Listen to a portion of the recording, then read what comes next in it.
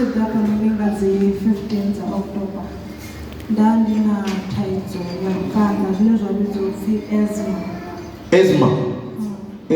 So zvotoma lini? Zvotoma nga 2007. 2007. Zvinoga years?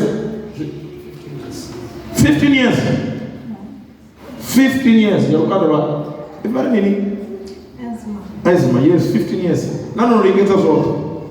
Noringedza zvote ndoyana petu kupambana nawo umwe ndosukaenda mudzozori ndizochimbira namashango anozikereke dzonze pedzi izvo zvitotenga dziwana tusu.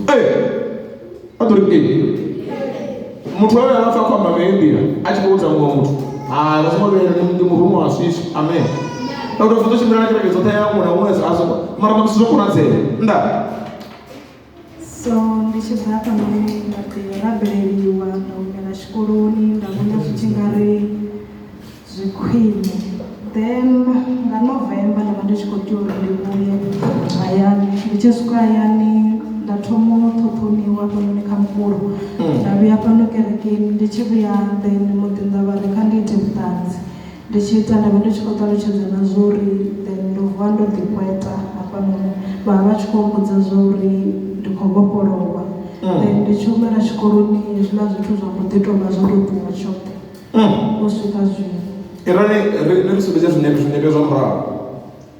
Yeah, 15 years is too much. Usina ndira nyenge zina bright ya fumo kuti zvikona kunenda zvakuti that 15 years is too much. 15 years is too much. 15 years is too much. 15 years is too much. Ndingadira zvazvingaya zvino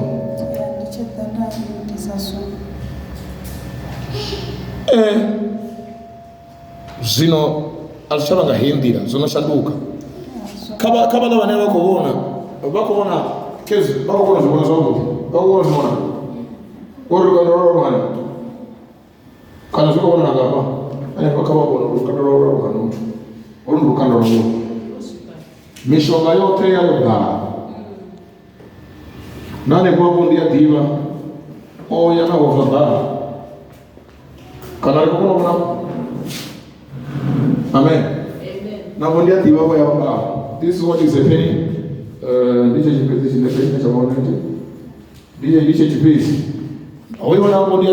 To those who are watching, this is what was happening to her.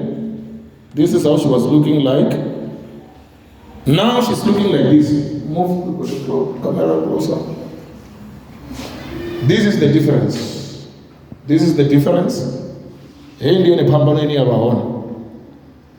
Aba anaendira, tunaona anaendira. Hata wanena kwa nani? Zima ningamini kamzini. Zimani ngatwa mfanyezuri ndizilero karibu. Nditembeleva nitakuchukua. Amen. Haya ni bari nini? Yani ndichosvika votakana ndivone vanhu vavanga nazori kanditoya musigerekeni kuti ndavazviona zvokumanya ndovopona namune vazori vade vari mini zvino votakaresa vakuzoona manga mzima kushuwa mibululikaina.